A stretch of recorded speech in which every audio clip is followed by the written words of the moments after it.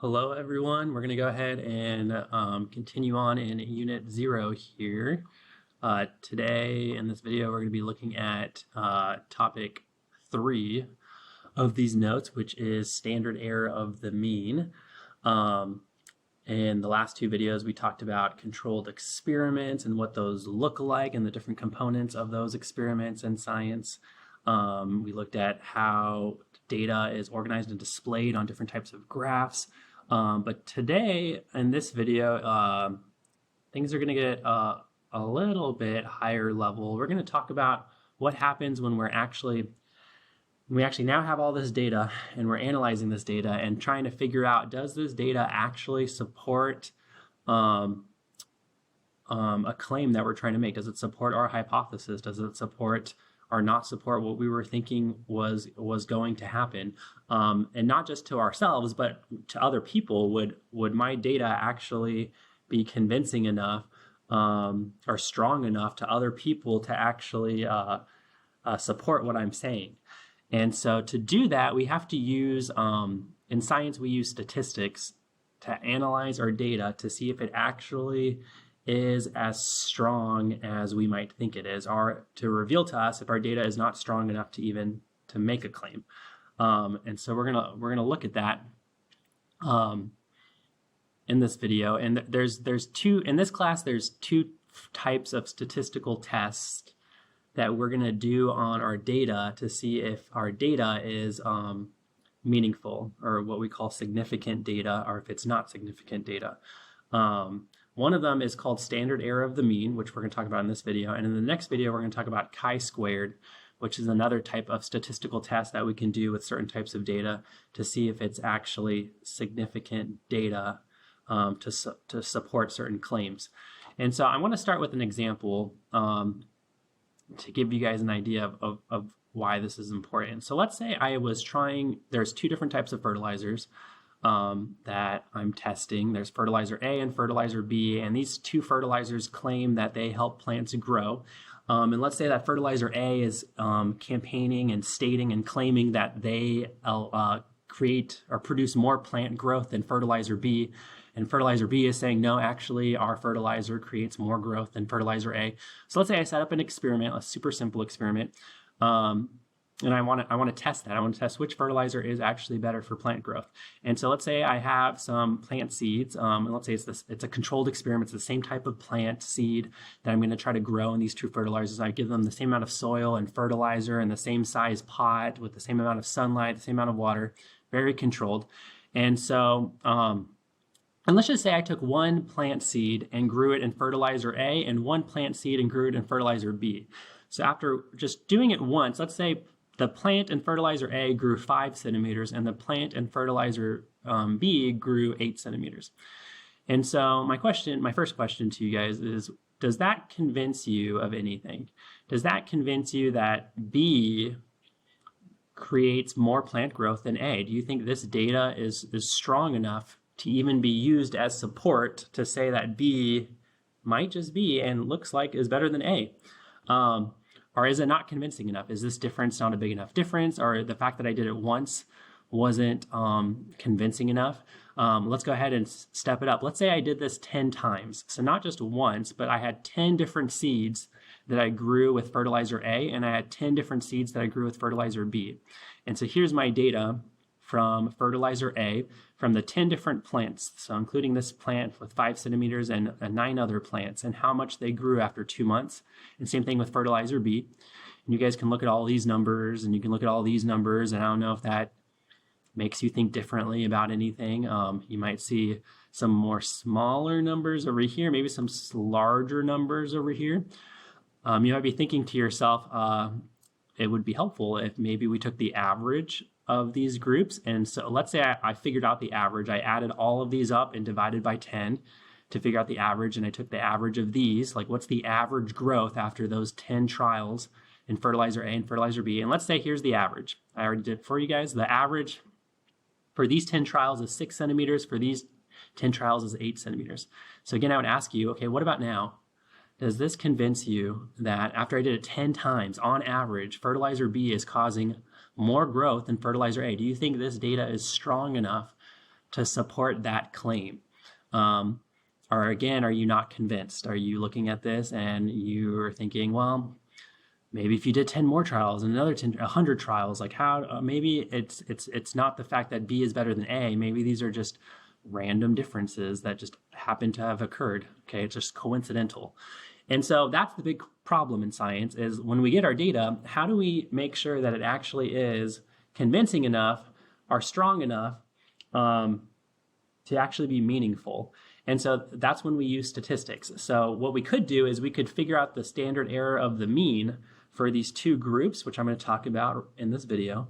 And that actually will reveal to me if this data is in fact statistically significant. If the difference between these two groups is statistically significantly different, because in that case, that would be convincing to other scientists if it's statistically significantly different. Or maybe I'll find that the difference between these is not statistically significant. And if it's not statistically significantly different, then that data is kind of that's not going to be strong enough data to say anything at that point, to say that one of these fertilizers is better than the other.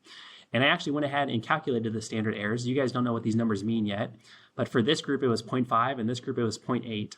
And that actually tells me, and you're going to learn this in this video, those two numbers, those standard errors, those values actually tell me that this data, the difference between these two fertilizers is not statistically significant, which means that this data does not support that fertilizer B is better than A. It also doesn't support that A is better than B. If anything, it supports that fertilizer A and B produce the same amount of growth in the plants. That's all I could really say. There doesn't seem to be a statistically significant difference between them. So that's what we're going to talk about. We're going to talk about standard error and how we use it and why I knew that by looking at these numbers.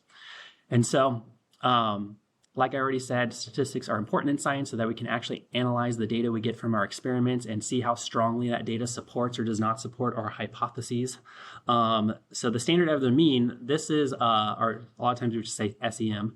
This is a common type of statistics we use in biology experiments, and in AP Bio, this is one that you guys need to be familiar with. You're going to see it all year long.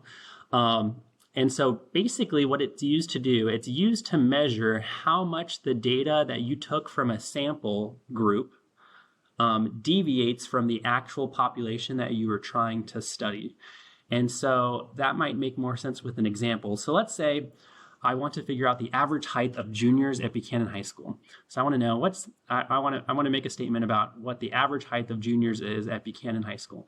So instead, well, I could hunt down every junior at Buchanan High School. There's close to 700 of them, and measure all their heights and find the real average height of juniors at Buchanan High School. And that would be a lot of work and very annoying. And in science, a lot of times we don't want to go find every single lion in the savannah or every single tree in the rainforest. And so what we do is we find samples and we use sample sizes to get a good idea of what might be true about the real population we're studying. And so instead, let's say out of convenience, I just want to measure the average height of juniors in my classes. And so in my AP Bio classes, I have a good amount of juniors, and so maybe 50 or more juniors. And I'm just going to take the average height of those juniors, and I'm going to trust a little bit that that average is close, hopefully, to the real average height of juniors at Buchanan High School, the actual population. What I would do then, if I did take a sample, like let's say 50 juniors, not all 700 of them, and I measured their average height, I could then calculate the standard error for that average, for that mean, the standard error of that mean, and that standard error will tell me how closely that sample probably matches the real answer, if that makes sense. So basically, you could end up with a larger standard error value or a smaller standard error value. Don't worry yet about what's considered a high standard error or a low standard error. It all depends. But let's just say, in general, when you have a higher standard error, when that value for standard error is higher, that means two things. It means, first of all, the data that you took from your sample probably doesn't accurately represent the actual population. So if you have a large standard error, it means that very likely the average that you got from your sample it's very likely that it might be kind of far off from the real average you were trying to find. That's what a large standard error means. It also means a second thing. Having a large standard error also means that there was probably a lot of variation in the data that you collected from your sample. So when I was measuring the height of my juniors, and I was measuring how tall they were, and so maybe if I had a large standard error for that group, that would mean there's probably a lot of variation in that group. Maybe I was measuring people and they were like 5'7", 5'8", 6'3", 4'11", 4'5", 5'3". There was a huge variation in the data, a lot of different data points in that group.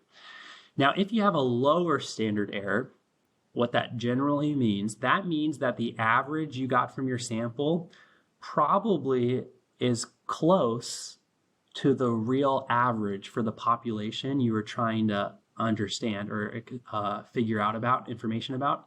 So it means that your sample probably is accurately representing the real population, and that your average is probably pretty close to the real average.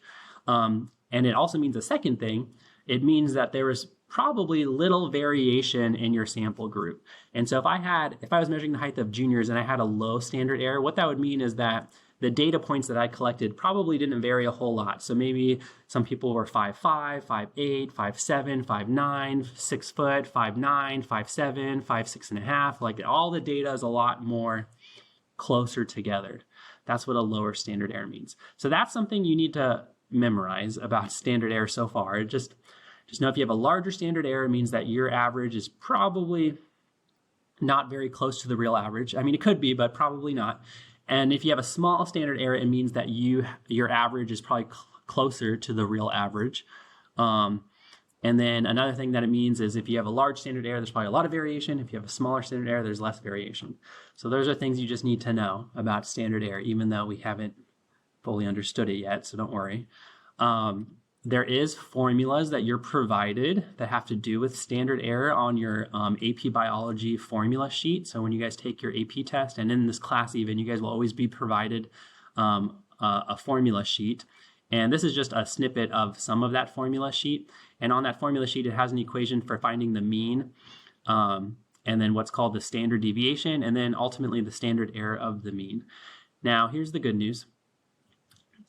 You are not responsible for calculating ever the standard error of the mean, which is based off the standard deviation, which you're also not responsible for calculating. So I will never ask you in this class, and no one on the AP test will ask you calculate the standard error of the mean, because it's a lot of work to do by hand, and usually we just use a computer or a calculator to do it for us.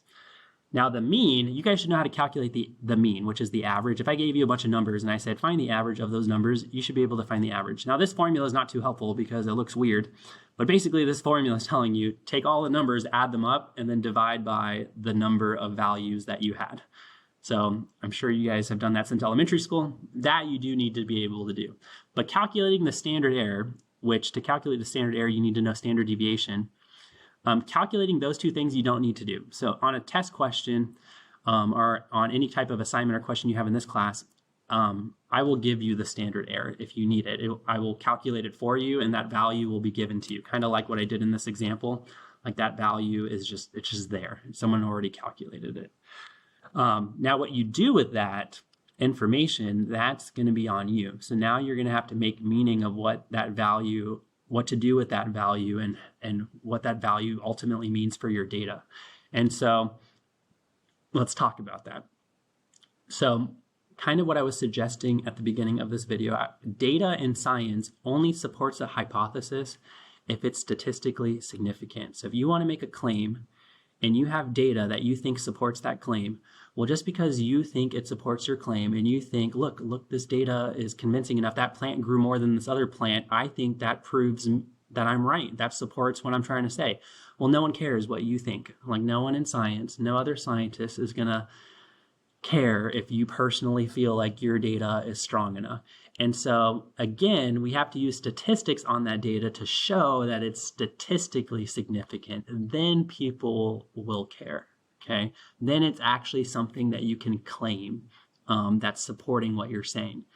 And so in order to determine if two groups are significantly different from one another, not just different from one another, but significantly different, or statistically significantly different from one another, the averages of those two groups with plus or minus 2 standard errors should not overlap.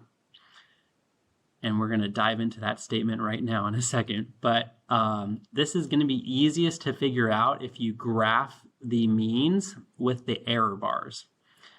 And so you might have seen graphs like this before, like a bar graph or even like a line graph. And on these data points, on these bars, for example, there's these lines you see on here.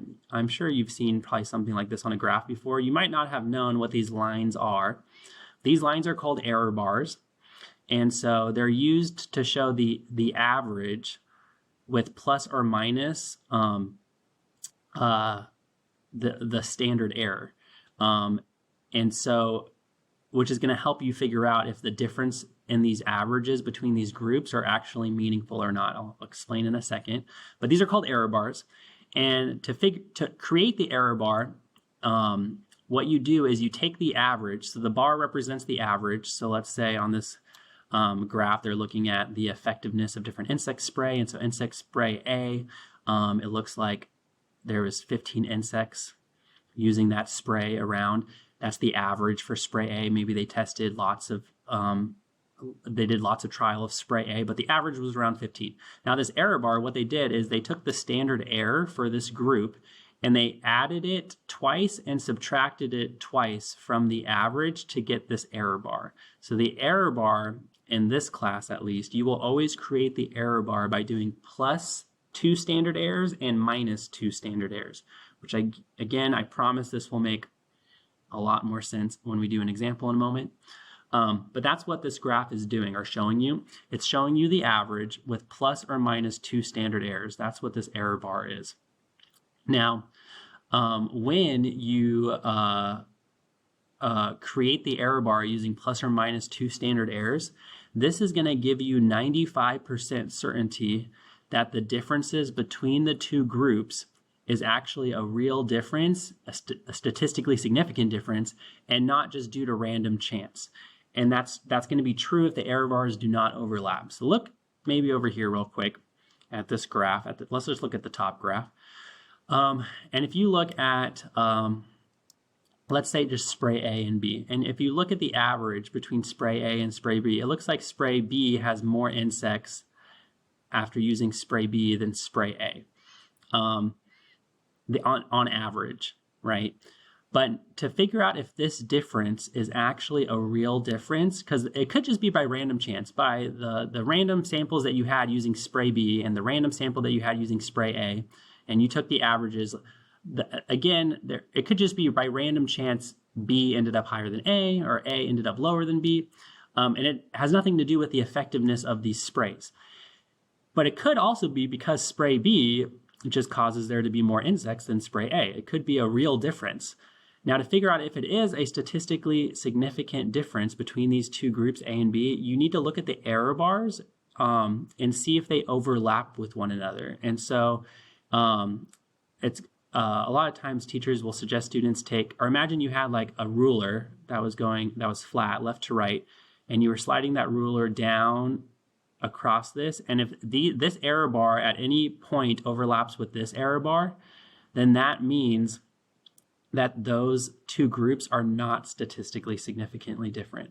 So like in this example, I know that the difference between spray A and B, it's not a statistically significant difference because the top of this error bar overlaps with the bottom of this error bar. Like there's overlap between them in this region where my mouse is, they're overlapping. And so when that happens on your graph, that means the difference between those two groups, it's not real. It's real, but it's not meaningful. It could just be because of random chance. It's not strong enough to mean anything. Ultimately, it really means like spray A and spray B have the same effect. Like in this difference that you see, it's not real. Like it's not meaningful, so you're just going to pretend there is no difference. Like they have the same effect. Now, if they don't overlap, like look at spray C and D. And if you look at the averages, you can see that spray D had more insects than spray C, right? But if we want to know if this difference is real, a statistically significant difference, you have to look at the error bars.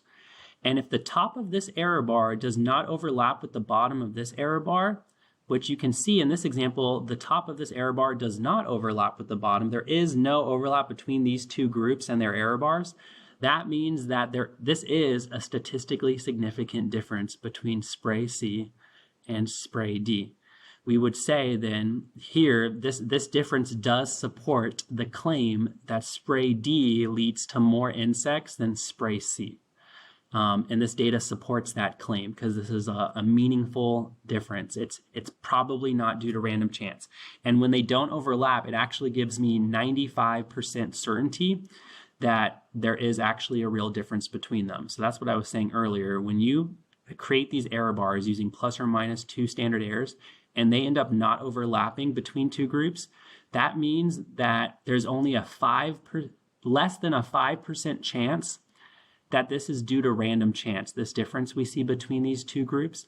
And there's a 95% chance that this is actually a true difference, that there is actually something going on here causing D to have a different outcome than C.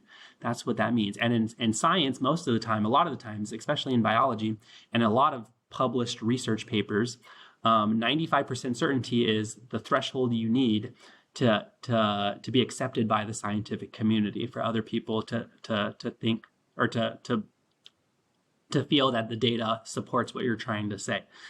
And so that's what you're looking at. So like if you look over here, you can even use it on a line graph. So this is showing you how the plant mass is changing over time, so how much the plant rate weighs, the mass of the plant over time, week 1, week 2, week 3, week 4. You can see the mass is going down after between week 1 and week 2. And the difference is statistically significant. So this is not, on average, the plants, their mass is decreasing. And it actually, since the error bars, the bottom of this error bar and the top of this error bar do not overlap, this is a statistically significant decrease. Like I could claim that in between week 1 and week 2, there's going to be a decline in the plant mass. This data supports that. Now between week 2 and 3, you can see there's a decline, but the error bars are overlapping, which means that I can't say that in between week 2 and 3, there's going to continue to be a decline. This data is not strong enough to support that because the difference between these two data points here, this average and this average, is not statistically significant because the error bars overlap. And when the error bars overlap, it basically means that there's no difference between them. Even though you see a difference, that difference isn't real. It's not strong enough to actually be real or mean something. If anything, it just means it's the same outcome. So hopefully that makes a little bit sense visually with what's going on with these error bars. In your notes, you're going to have some questions to answer based off of this data table and this graph. On the left side of your notes, there's some questions about this. On here, it's showing you that in soil type A, the average growth, so here's different soil types, and here's after 1 year how much the plants grew on average. Again, each of these groups represent an average, which means there's probably lots of trials done. For soil type A, they tested 10 plants or 20 plants or 1,000 plants, but this was the average. And this is the error bar for that group. And the way they got this error bar, so you can see the average was 20, so that's why the bar says 20 on average. That was the plant growth for this soil type. Now the error bar, the standard error for this group was 2. So for all those plants that were given soil type A, the standard error was 2. Someone calculated that. You don't have to worry about it, but it's 2. And so what they did to create this error bar on this graph is they doubled this and they added it and subtracted it from 20. So they're going to do 20 plus 2 standard errors and then minus 2 standard errors. Now the standard error, one standard error is 2. So you're going to double it because you have to do plus or minus 2 standard errors. So instead of doing plus or minus 2, you're going to do plus or minus 4. You're going to add 4 to 20 and minus 4 to 20 because you have to double the standard error. Okay, so instead of for at 20, you're going to add 20 to 24. That's the top of your error bar, which you can see that's about 24. And then you're going to minus 4 from 20, which is about 16. And you can see that here. That's the top and bottom of your error bar. That's what they did to each of these. Like in this one, the average was 30, but then they're going to add and subtract 5.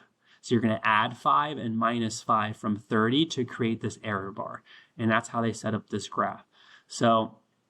And then once you can see that visually, you can start to look at these different groups and see which groups have statistically significant differences between them. and in which groups there's not statistically significant differences. Even though the bars might look different, you have to be careful. Just because the bars, the averages look different, that doesn't mean there's actually a real difference. That's just the average from a sample. And that doesn't mean that really there is a real difference. You have to look at the error bars to see if they are overlapping or not. And so that's why I know between soil type B and C, they're basically causing the same amount of plant growth. According to this data, B does not cause more plant growth than C. A lot of students might think that because the bar is higher. They're like, well, Mr. Austin, B, the average growth was 30 and C was 27. What do you mean it didn't cause more plant growth? Well, if you believe that, that's fine, but this data doesn't support that. This data is telling you that this difference right here, it's not statistically significant, which means we can't claim, this data isn't strong enough to claim that B was better than C. If anything, it's showing us actually that B and C had the same effect on these plants on average. In reality, not just in samples, but in all plants, the difference is the same. That's what this supports. The plant growth is going to be the same between them, even though from the samples, the averages were different. So just kind of start accepting that averages, when you look at samples, the averages could be different, but just because the averages from samples are different does not mean that in real life, outside of those samples, that there's actually meaningful differences between those two groups that you were studying. And you can only say there is a difference if there is a statistically significant difference, okay? So at the end of this, I want to go ahead and practice one example with you guys. At the end of, so you guys have these questions on the left side of your notes, and then at the very end of topic 3, if you look, I think it's on the next page, you'll see these last 2 examples. I want to do this very last one with you guys in this video. I'll leave the first graphing one to you, but we're going to create a graph together. And I just want to make sure you guys understand and feel comfortable doing and creating a graph using this data, and then looking at that graph to start seeing where there is statistically significant differences between different groups that we were testing. And so let's do this example together. Find this one in your notes. It's at the very end of topic 2 before topic 4. It says the goldfish experiment from topic 1 was performed by a researcher who repeated the procedures with 8 different fish for each group tested, meaning they performed 8 trials for each change in water temperature. So let's continue on with this fake example I came up with in topic 1 with the goldfish, and we changed their water temperature, and we're looking at how their respiration rate is affected by that. But what they're saying here is that they're going to do that 8 times for each group. So now we're looking at averages. So this is, they did 8 different fish and made the water 10 degrees colder. And for those 8 fish, this was the average change in respiration. And they took 8 other fish, and for those 8 fish, they did this experiment with those 8 fish and made the water 5 degrees colder, and that was the average change in respiration rate. Same thing with 0, this was the average. And when the water went up 5 degrees, this was the average. And so here are averages now from testing not just 1 fish per group, but 8 fishes per group. And then the standard errors, there's standard errors here already calculated for you for each group. Each group is going to have its own standard error value because it had its own unique set of data for those 8 fish and those 8 fish. So there's the standard error values. So what it says, it says using the template provided, construct an appropriately labeled line graph. Between which changes in water temperature is there a statistically significant difference in the fish's respiration rate?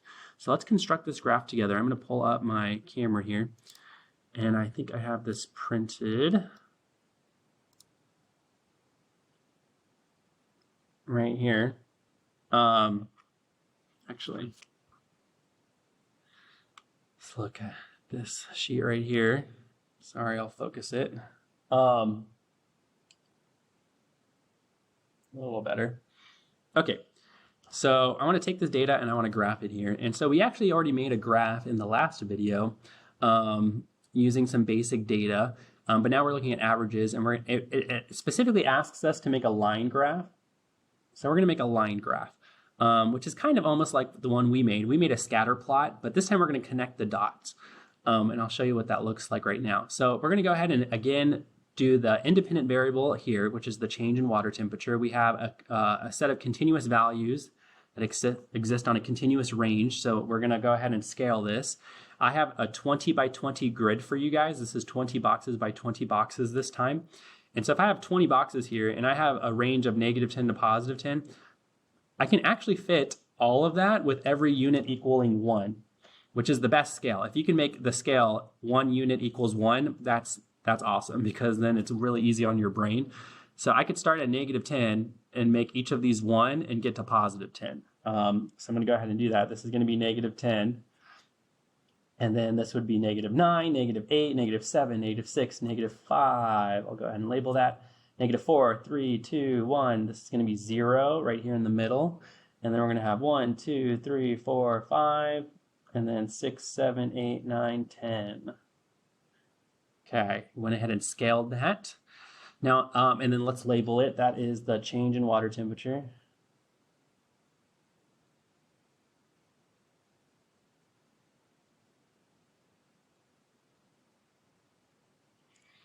And then on the y-axis, we're going to go ahead and plot the dependent variable, which is the average change in breaths.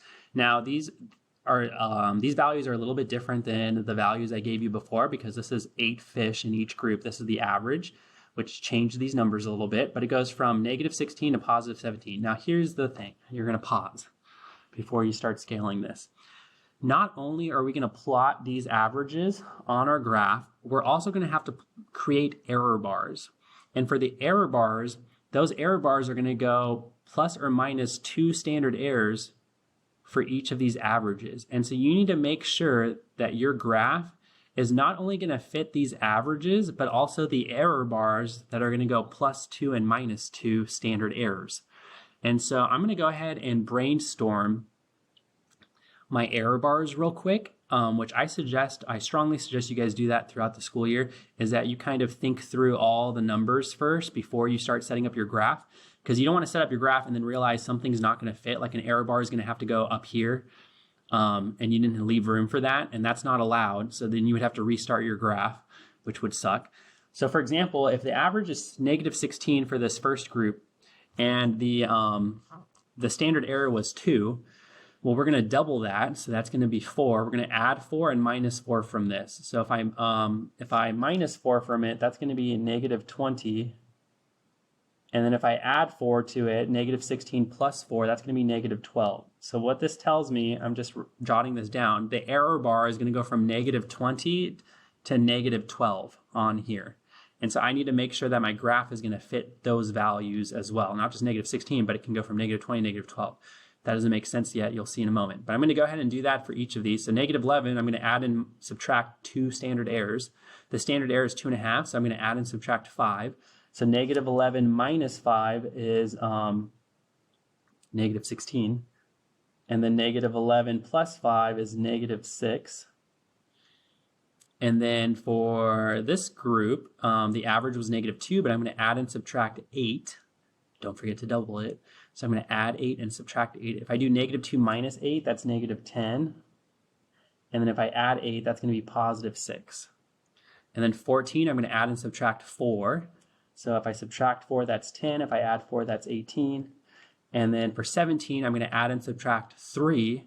If I minus 3, that's 14. If I add 3, that's 20. So you can actually see that my largest and smallest value is not -16 and 17, but also the error bar, -20 is actually the lowest point that needs to fit on here, and +20 is the highest point that needs to fit on here, which is ultimately a range of 40 from -20 to +20, which I have 20 boxes right here, so I could just double that. I can make every unit equal 2 for my scale, and that will actually perfectly fit my data. How convenient. I wonder who came up with these numbers. So I'm going to start at -20. And I'm going to say every unit equals 2. I'm not going to label each one, but this is -20, -18, -16, -14, -12. This would be -10 right here. -8, -6, -4, -2. This will be 0. And then hopefully I'm counting correctly. This is going to be 2, 4, 6, 8, 10. And then 12, 14, 16, 18, 20.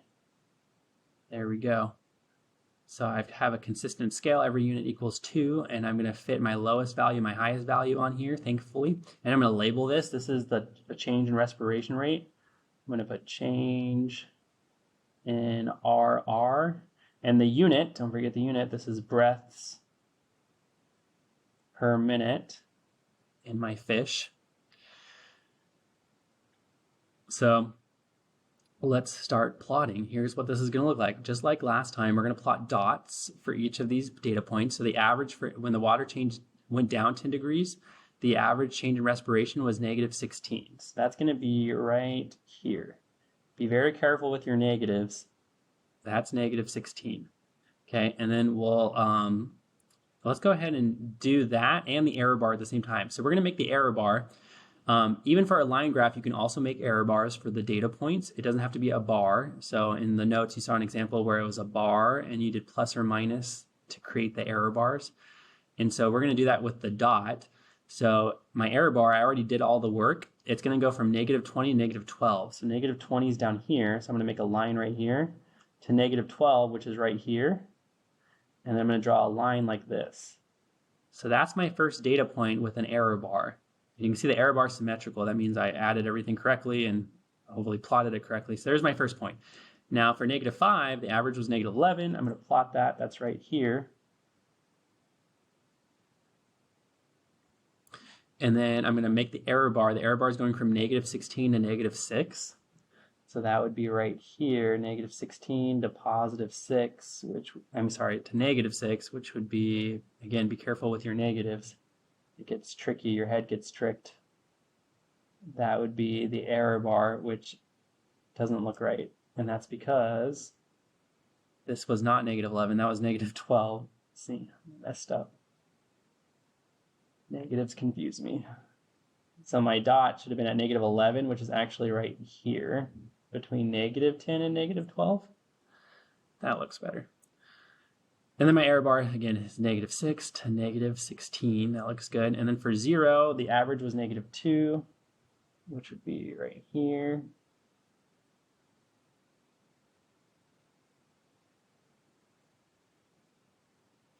And then I'm going to, the error bar, that one's a big error bar. It goes from -10 to +6. So -10 is right here. Make a line. And then +6 is right here. Make a line. There's the error bar for that. Hopefully that's right. And then my next one for 5 is 14. I'm going to focus here. Let's see, 5 and then 14. This is 10, 12, 14.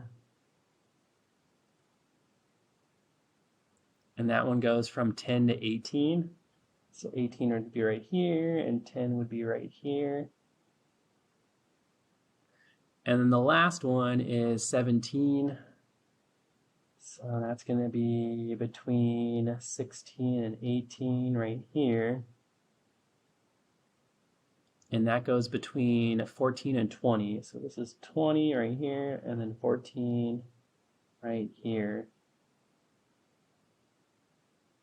Okay, and then I've plotted those points. And then at this point, I'm going to go ahead and connect them with a line, because they wanted a line graph, which I could represent this as a line graph. And so I'll even use a straight edge. So I'm going to connect these dots, and these dots, these dots, and these dots. So you can see a line graph shows me that it's how it's changing at different values, but it shows me that there's different things going on at different values. Like it's changing a lot between these values and not so much at these higher values. But anyway, that would be the graph for this. You could also come up with a title. You could use the same title as last time when we used it in topic 2. I think I used fish response and respiration rate to changes in water temperature. I'm too lazy to write that right now. But now you're going to answer this question here. It says, between which changes in water temperature is there a statistically significant difference? So if you look here, when the water changes temperature, sometimes there is a significant difference between them and sometimes there's not. And so for example, between when the water did not change temperature versus when it changed -5, now that I have an average with the standard error values and I created these error bars, It does show that the average for those fish that I tested, the average went down, but it's actually not a statistically significant difference in respiration rate, in the change in respiration rate. So because these error bars overlap, this data actually is not strong enough to say that when fish are put in -5-degree water, or water that's 5 degrees colder versus water that's the same temperature, this data doesn't support that their respiration rate goes down, okay? Which is mind-blowing to some students. They're like, what do you mean? Like, look, it does go down. The respiration rate is decreasing versus when the water doesn't change temperature.